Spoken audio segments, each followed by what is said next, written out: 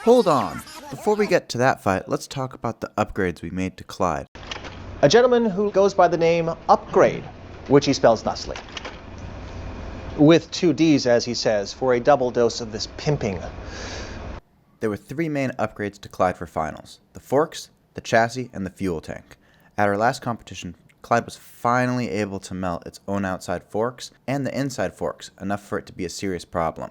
So before finals this year, we switched the outside forks to a high temperature UH&W and designed new metal inside forks that we're now confident can never be melted.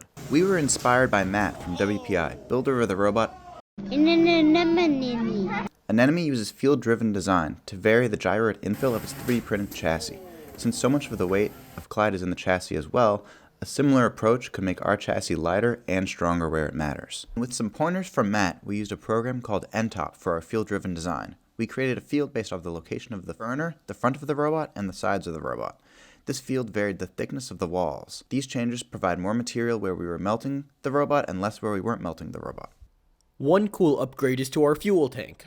Our fuel tank starts the match mostly liquid butane, and this makes up the big flame you see at the start of the match.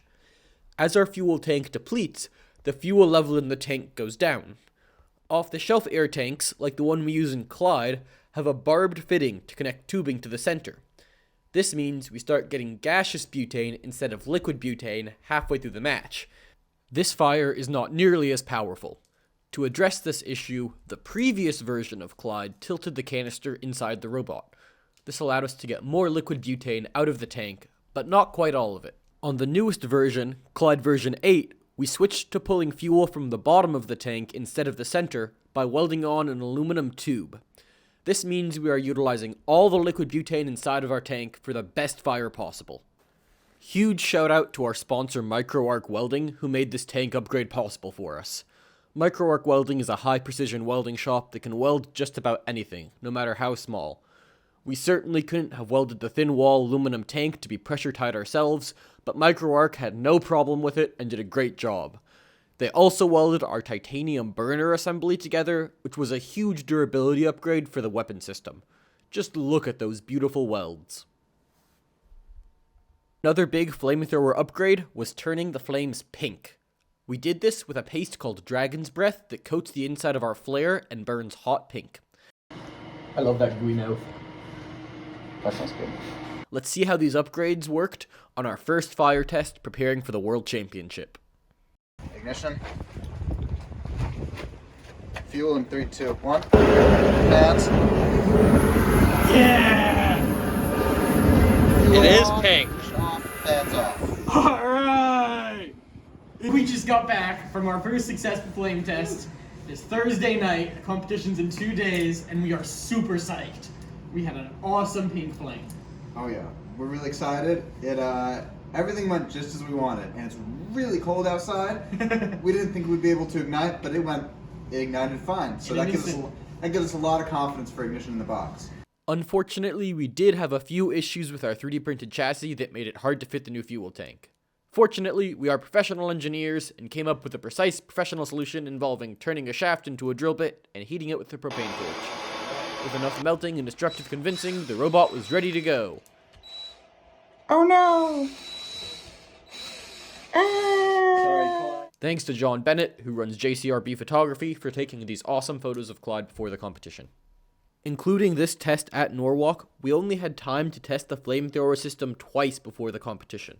20 minutes before our first fight against Radix, the fire marshals told us that they smelled a leak coming from our butane-filled, battle-ready robot waiting downstairs. In our rush to replace the solenoid and fuel line, we misaligned the switch that turns on our flamethrower system. When we tried to turn the safety off in the cage, this screw stripped. And because that is their active weapon, they cannot enter the fight without a functional active weapon. We had to forfeit our first match. This was an absolutely crushing way to start the day. Hi, it's Vince with Team Clyde. You'll be saying wow every time you use this. Lighter. It's like a chamois, it's like a towel. And the ultimate lighter. Whoa, sorry about that. YouTube has so many ads these days. Right now, though, we have Clyde going up against Jelly Baby. After replacing our fuel safety switch, we were ready to fight Jelly Baby. At first glance, this is a great matchup for Clyde, but Jelly Baby builder Paige made a titanium heat shield to reflect our own heat back at us. This would be a real test to see if the heat protection measures we took would be enough to stop us from melting ourselves. Let's find out. There in the back, those are fans, Lindsay. Wow. They duct air towards the fire to have a hotter, bigger flame. Robots fight. And they make it such a more, like, the deadliness goes up tenfold. These are two wide body robots, but the reach advantage absolutely goes to Clyde with that fire. Yeah, absolutely. This is an elimination match. The winner will be going up against Scurryfest. Loser is headed home, potentially in liquid form. I am so pleased to see the fire on Clyde working. They did have to forfeit their first match. The fire mechanism just wasn't working. But look at this. This is an beautifully inferno. done. And there's little bits and pieces falling off of Jelly Baby already. Oof. As if Jelly Baby wasn't chewy goodness enough. We're gonna get it right up to optimum serving temperature here. That gold tape helps, but only to an extent. It's amazing the aid that the gold tape gives, because you reflect so much of the heat away from you. It's not that it's armor against the heat, it's that it literally bounces the heat back at your opponent, which is, you know, almost a secondary weapon for Jelly Baby in this fight. And Jelly Baby now is it's a little bit of a hat. A very hot hat. Going into this fight, we knew the TPU centers of Jelly Baby's wheels were meltable, so this kind of pin is exactly what we were trying to get. Executed. Those are going to be some sticky tires. Oh yeah, the tire on the left side just falling off from the heat. Clyde taking absolute advantage of every single opportunity to pin Jelly Baby and absolutely liquefy it. This is Available barbecue. However, Jelly Baby still works. Like they're moving. Although look at the aggressive tapping, and look how the tapper, look how the lifter is no longer solid enough to lift without bending. It's almost like that lifter has turned. Once the wheel came off of Jelly Baby, the fight was pretty much over. We were really happy with how our robot held up against its own heat, and the level of fire that we were able to output for so much of the fight here. Our next fight is up against Scurryfest, which is a shuffler multi-bot with an undercutter portion. This is a really tough opponent for us to damage, because he's got so much mass, and Miles Sim, the builder of Scurry, did a phenomenal job of fireproofing his robot. He details how he did this in a blog post at komodorobotics.wordpress.com. I highly recommend reading it. You'll notice we're running our mini-bot in this fight. Big shout out to Ezekiel for building and running that robot throughout the day. We thought it would work pretty well for controlling one side while Clyde controlled the other side of Scurryfest, but we ended up scooping it a lot more times than we intended. We're not really used to driving with a mini-bot in the arena, so in the future, Clyde will definitely just be running by itself. The multi-bot's wheels is probably the most meltable part of Scurryfest, so that's definitely what we were trying to target. And get any kind of traction on Scurryfest. Scurryfest is really doing a great job of keeping away from them. Nice pin.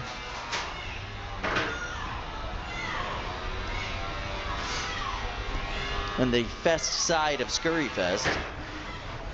Just waiting it out. You could see the air intake fan in the back there. Oh, that's a lot of cooking. Just baking the Scurry part of Scurryfest. And now the fest side. Yeah, now the fest side baking that.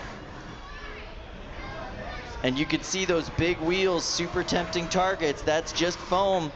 It can melt. It can get all gooey. You could prepare your bot as much as you want with that tape, but quite frankly, after a while, that just becomes like wrapping your baked potato. You're still just cooking the inside of the robot. And you know, like with cooking, the residual heat can get you. Yeah, stays in there. The solder starts to get loosey-goosey. The belts start to get all loosey-goosey. Anything that's made out of 3D printed material starts to just unzip and come apart. Goes from a fine medium rare to kind of a chewy well done. Ooh, good one. I like that analysis. Nice pin and fire there on the fest side of Scurryfest. Scurry side coming in around the back, trying to get a hit on the wheels. Those are big, tempting wheels on Clyde for a bot like Scurryfest. And even though that frame is starting to get scorched on Scurryfest, the weapon's still spinning. All drive sides still seem to be working. And there you go, nice pin and cook. Oh, this is perfect for Clyde. Let's get that flame blasting. I started blasting. Bang! They're just keeping it reasonable, really. They're just keeping that flame nice and concentrated on the bottom side of Scurryfest. Not a lot of movement out of Clyde's mini-bot. No, this one will go to the judges, but man. Oh, you could see that blade's a little bit... When Scurry hit our mini-bot's half-melted outside fork, it got stuck in their weapon. The loss of this weapon functionality may have made the difference in a close judge's decision, and I think damage in this kind of scenario is something Norwalk needs to be more clear on in their rule set.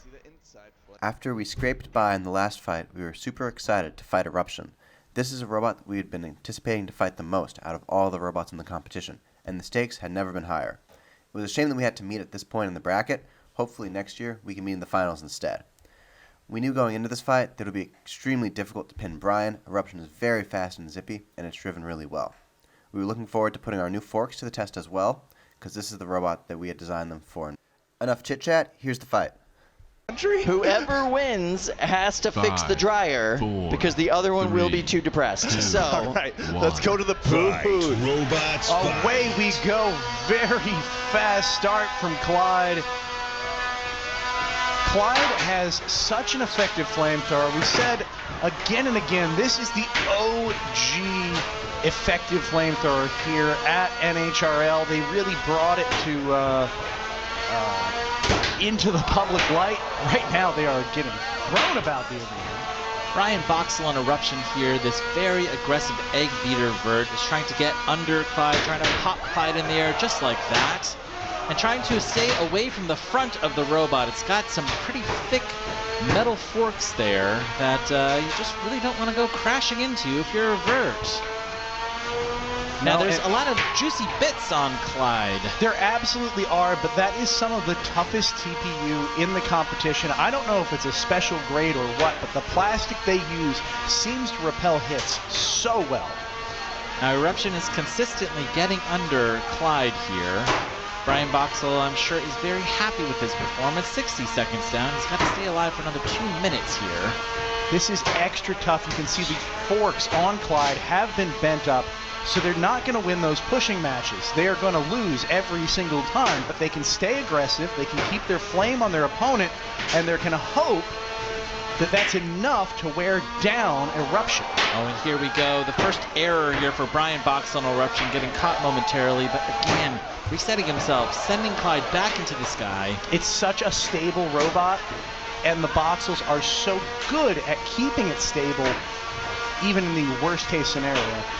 Now this is a fresh plywood floor here, and it's really working to Eruption's advantage. They're able to stay absolutely planted to the floor with these ground shaving forks.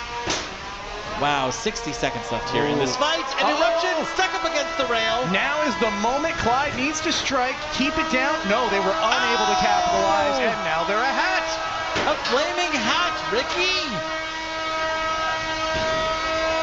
Now you can hear Brian has turned up the weapon. It's running even faster. Yeah, but you've got to wonder why. Look, their weapon, I don't know if it's taking away from it or if they're just playing safe, but their drive is not up to speed at the same caliber, it seems like, or at the very least it's intermittent. 30 seconds left in the fight, and there it is again. The drive on Eruption jammed up.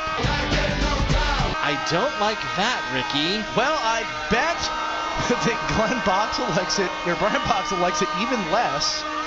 Are they stuck on look, some there it is. Wow.